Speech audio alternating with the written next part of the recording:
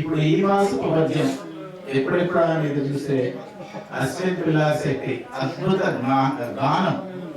దయచేసి ఎవరు మిస్ అవద్దాలో లోపల రండి ప్లీజ్.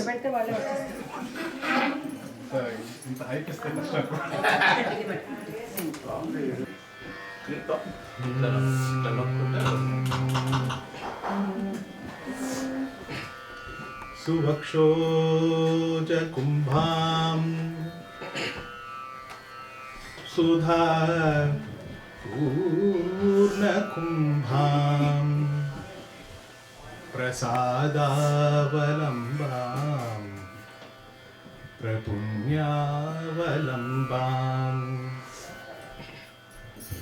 సదాస్యేందుబింబాం సదా నోష్ఠబింబాం భజే శారదాంబాం భజే శారదాంబాం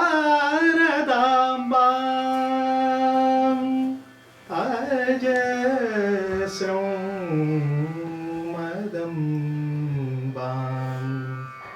భజే శారదాంబాం అజస్రం మదంబాం.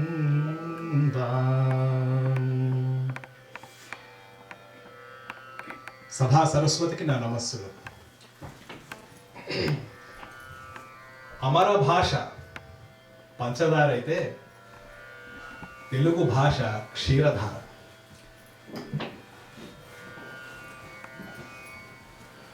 పంచదార కరిగింది, పాలు రుచి పెరిగింది.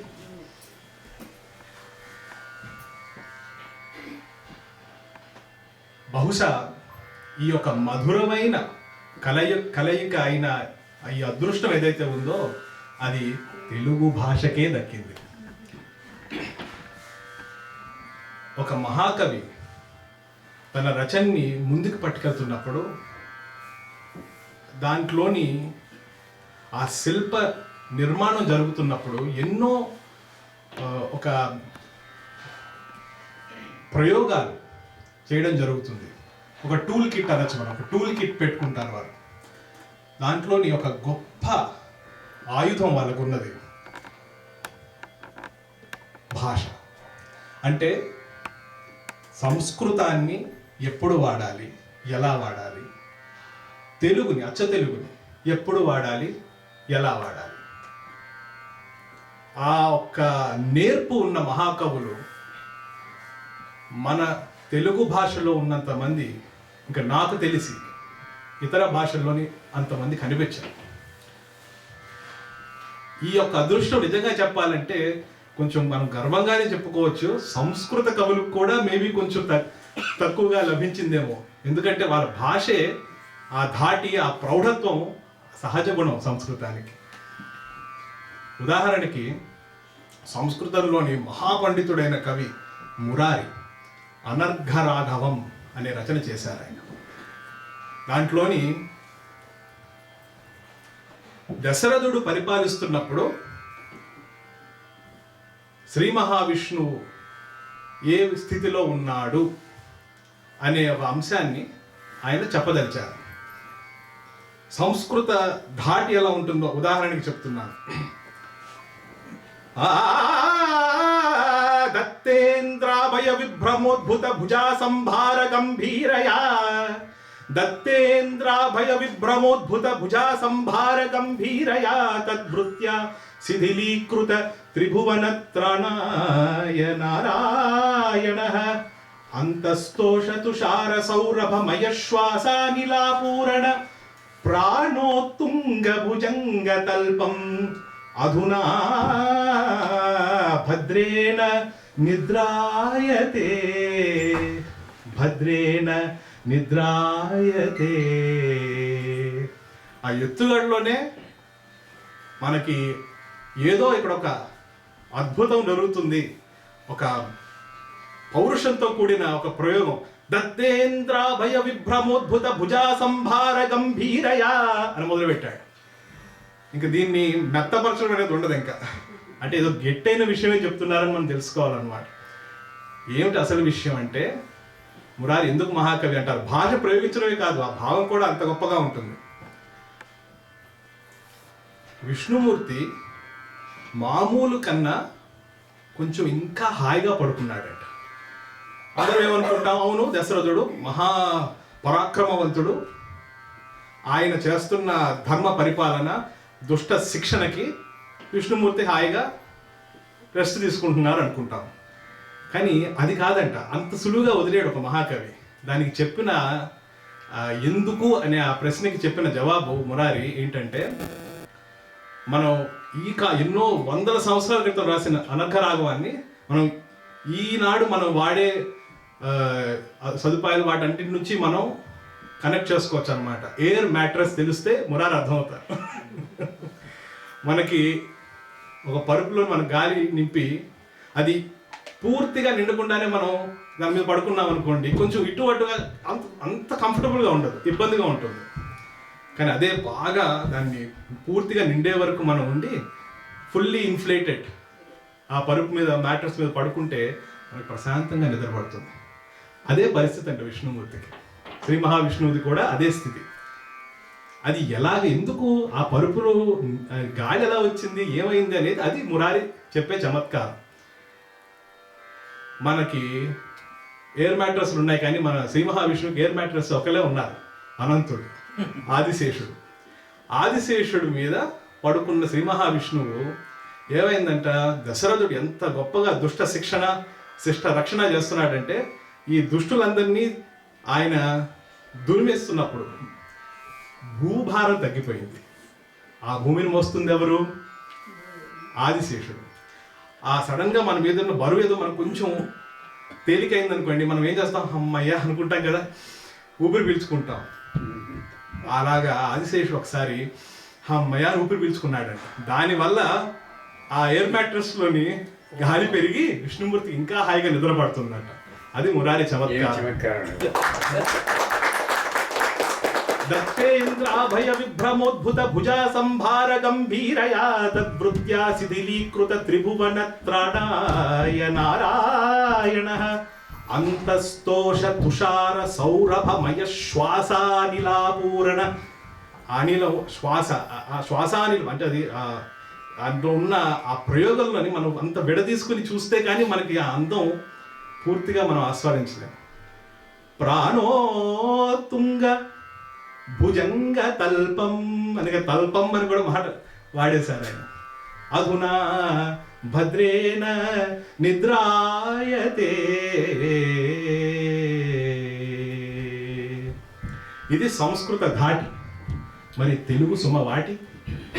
దాని సంగతి ఏమిటి అంటే, తెలుగు కవులు ఒక రసవత్తరమైన ఏ ఒక్క ఘట్టాన్ని వదిలిపెట్టలేదు. ముఖ్యంగా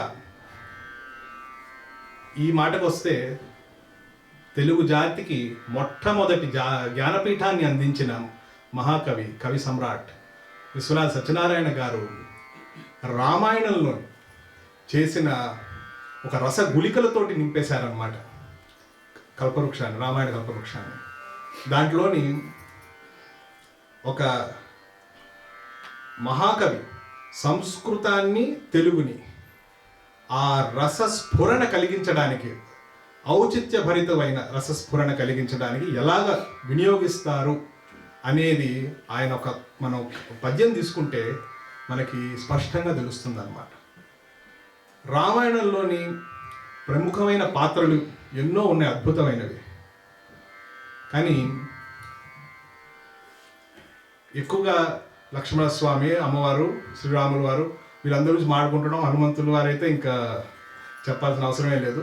కానీ షాడోస్లో ఉంటూ, అంటే కొంచెం 4 అడుగులు వెనకాలకు ఉంటూ ఎంతో గొప్ప ఒక వ్యక్తిత్వాన్ని మనకి జీవించి చూపించిన తమ్ముడు భరతుడు.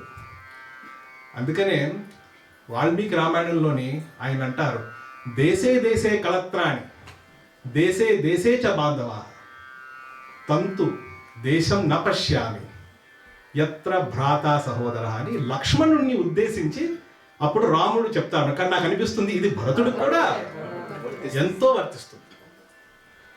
అంతటి గొప్ప మాట. అంటే అమ్మవారి ఉన్నంత ఆ స్థాయిలో కూడా ఆయన అన్నారు, ఇక్కడ కాకపోతే ఇంకో చోట దొరుకుతుంది పిల్లం, లేకపోతే బంధువులైనా స్నేహితులైనా వీళ్ళంతా ఎక్కడైనా పక్కన పెట్టచ్చు, కానీ ఎక్కడ దొరుకుతారు ఇలాంటి యొక్క సోదరుడు, తోబుట్టుడు.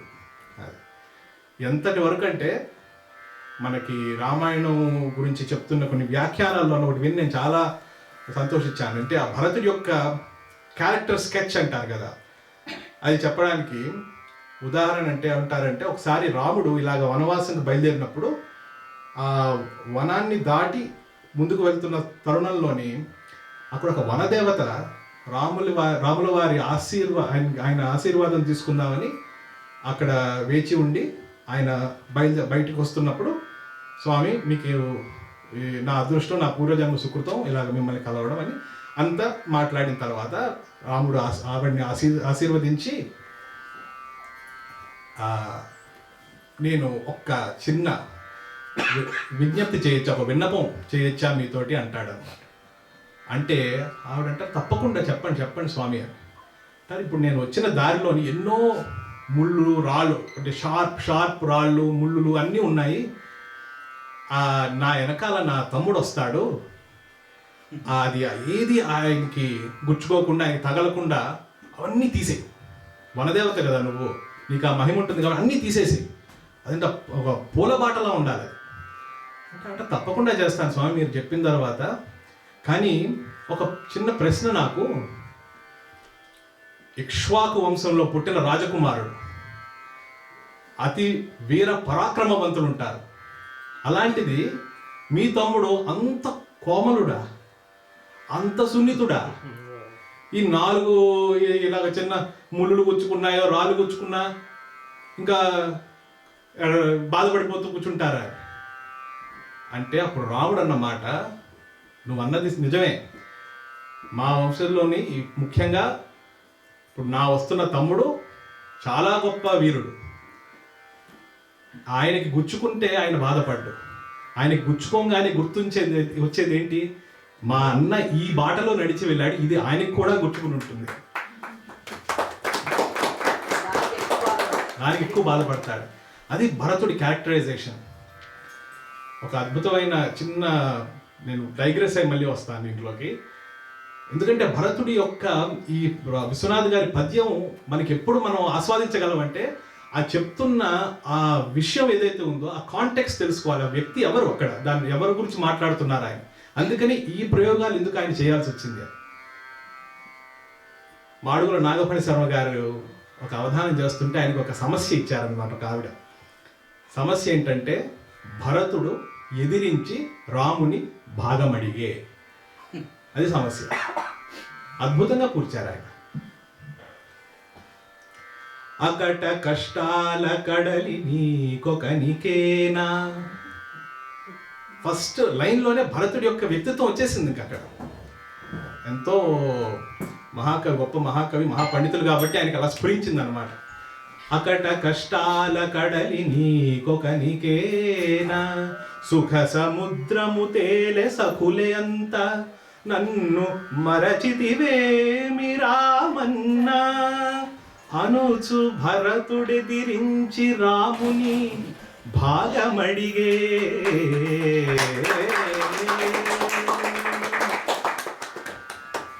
నీ కష్టాల్లో నాకు పాలు పంచి, నాకు భాగం ఏది అని అడిగాడు రాముణ్ణి అని మనం అంత అద్భుతంగా ఆయన భరతుడి యొక్క వ్యక్తిత్వాన్ని దింపేశారు ఆ పద్యంలో. సో అలాంటి భరతుడు, మనం ఇప్పుడు కల్పవృక్షంలో ప్రవేశిద్దాం. అలాంటి భరతుడు రాముడికి ఒక ఏమంటారు డెడ్ లైన్ ఇచ్చాడు అనమాట. 14 సంవత్సరాలు గడువు అయిపోగానే మీరు నా కళ్ళ ముందు లేకపోతే నేను అంతే. రాముడికి ఇంకో మాట కూడా తెలుసు, అన్నంత పని చేస్తాడు, ఇక్కడ ఏమీ విగిల్ రూమ్ లేదన్నమాట. అందుకనే ఈ 14 సంవత్సరాల గడువు అయిపోయే తరుణంలోనే రాముడికి ఈ యొక్క పరిస్థితి మనసులోకి వచ్చి మేము అటువైపు వచ్చి అక్కడికి మేము అయోధ్యలోని భరతుడిని కలిసే సమయానికి ఇవి ఏదన్నా ఆటంకాలు ఎక్కడో చోట డిలే ఏదన్నా అయితే అక్కడ ఏ పరిస్థితి ఉంటుందో అక్కడ భరతుడు అసలే చాలా తీవ్రంగా ఆలోచిస్తాడని హనుమంతుడిని పంపిస్తాడు. ముందు కబురు చేయండి, రాముడు వస్తున్నాడు అని ఆ సందేశాన్ని తీసుకుని హనుమంతుని పంపిస్తే హనుమంతుడు అక్కడ ఆకాశ మార్గాన వెళ్ళి ఆ సందేశాన్ని చెప్పే పరిస్థితికి ఎలా ఉందంటే అక్కడ నిక్ ఆఫ్ ద టైం అంటే జస్ట్ భరతుడు ఆల్రెడీ అగ్ని చుట్టూ ప్రదక్షిణాలు మొదలు పెట్టేశారు. అలాంటి పరిస్థితుల్లో ఇప్పుడు హనుమంతుడు దిగి అక్కడ విఐపి పాస్ తీసుకుని అక్కడ వరకు వెళ్ళి అవన్నీ కుదరవు కదా. సో అందుకే ఆయన అక్కడి నుంచే పైన ఆకాశం నుంచి ఒక గట్టిగా అరిచాడట. ఎవరు? హనుమంతుడు. రాముడు వచ్చేస్తున్నాడు, రాముడు వచ్చేస్తున్నాడు, అంతా శుభం జరిగింది, అంతా శుభం జరుగుతుంది అని. అలాంటప్పుడు అది విన్న భరతుడు ఒక ఏమంటారు ఉత్సాహంతో ఒక మంచి ఏమంటారు కేరింత అంటారు కదా, ఆ ఉత్సాహంతో యాహూ అన్నట్టు ఒక గొప్ప ధ్వని చేశాడట. అది సన్నివేశం. విశ్వనాథ వారికి ఇలాంటివి దొరికితే బ్రహ్మాండంగా ఆయన ఎలా చెప్తారు చూడండి. వింసుముకై కై బిడ్డ, వింసుముకై కై బిడ్డ, దీప్త నయనా విర్భూత భాష్పచ్చటా సంచారంబునన్, దోసిటన్ గొనిన పుష్పశ్రేణిలో తేనెలై. వింసుముకై కై బిడ్డ, దీప్త నయనా విర్భూత భాష్పచ్చటా సంచారంబునన్, దోసిటన్ గొనిన పుష్పశ్రేణిలో తేనెలై. పంచారించిన కంఠశంఖమున, పంచారించిన కంఠశంఖమున, జైత్రయాత్రాంచై మధుసూదనాశ్చ పవమాన ఆపూర్ణ శంఖధ్వనిన్.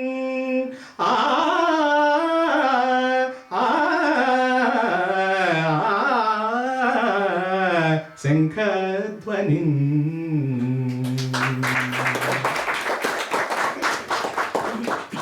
పద్యం మొదలుపెట్టినప్పుడు కరుణ రసాభరితం, పద్యం ముగించేటప్పటికీ ఉత్తేజ ఉత్సాహ సంతోషభరితం. ఆ మలుపు చూడండి ఎలా తిప్పారో మహానుభావుడు.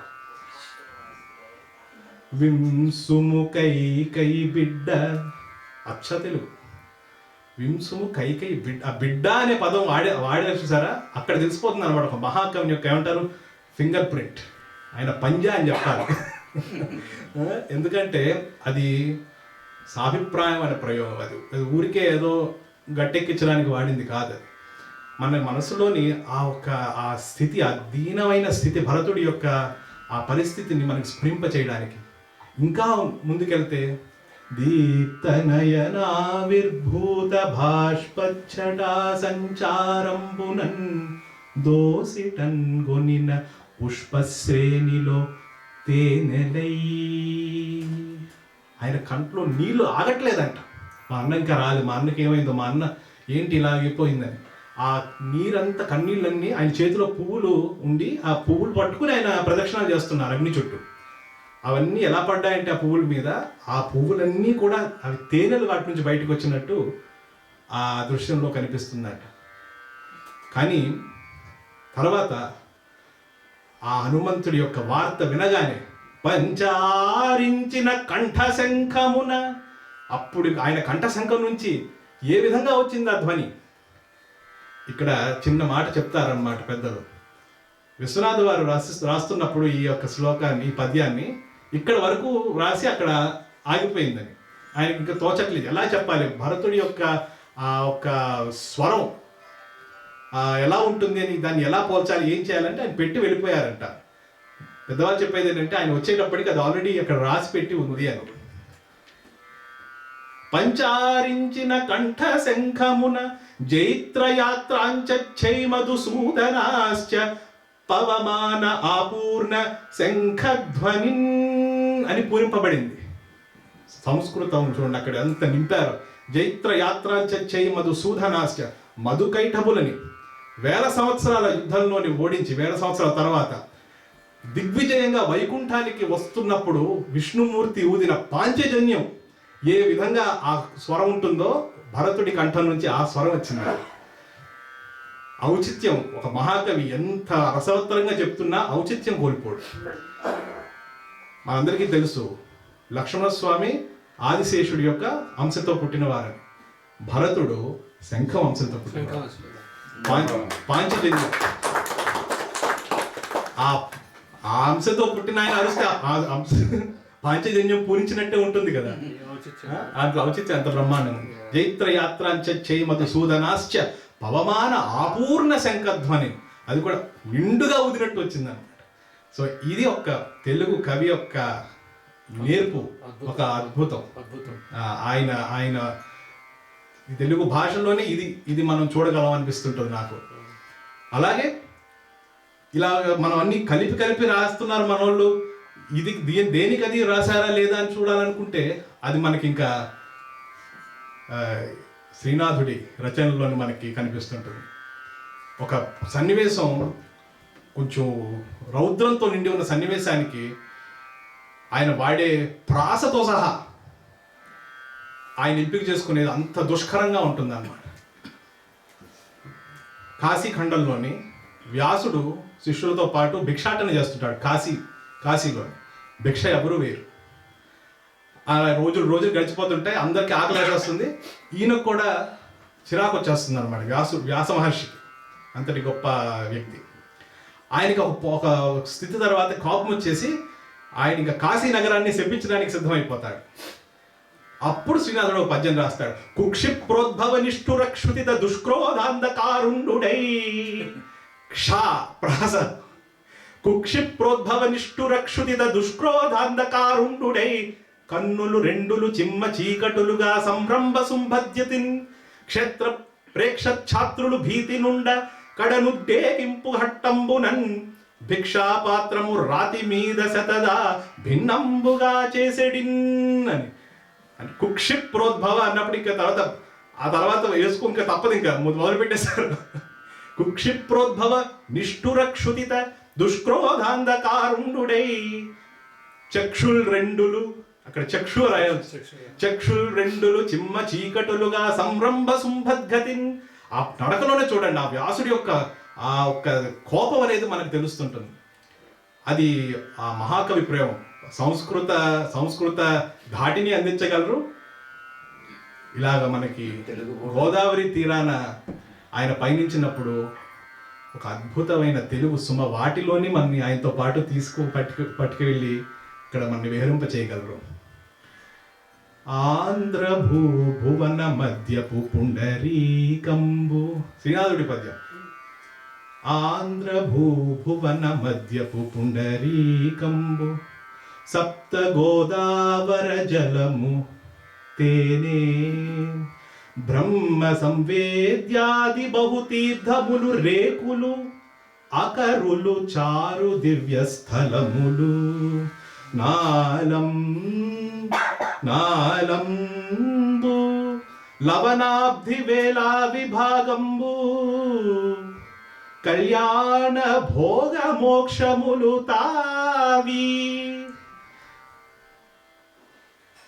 దక్షవాటి మహాస్థానంబు కన్నిక హంసంబు భీమనాయకుడు శివుడు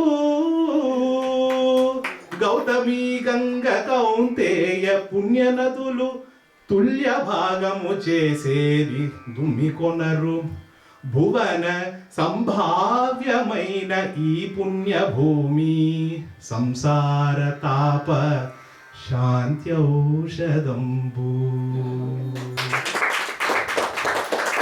ఇక్కడ మనకి అకుక్షిప్రోద్భవనిష్ట ఆ పరుగులు కనిపించవు. ఇక్కడ ఆ ప్రదేశంలో ఎంత ఆహ్లాదకరమైన అనుభూతి శ్రీనాథుడు పొందారో ఆ అనుభూతిని మనకి అలాగే దించేశారు ఆయన.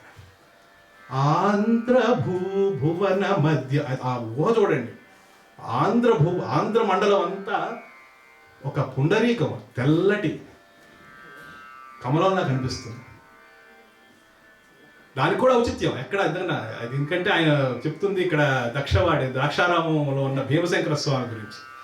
ఆంధ్ర భూభువన మధ్యపు పుండరీకంబు సప్త గోదావర జలము తేనే బ్రహ్మ సంవేద్యాది బహుతీర్థములు రేకులు. ఆ పువ్వుకున్న రేకులన్నీ అక్కడ ఇన్ని గుళ్ళు ఉంటాయి. నేను ఒకసారి వెళ్ళే అదృష్టం నాకు దక్కింది.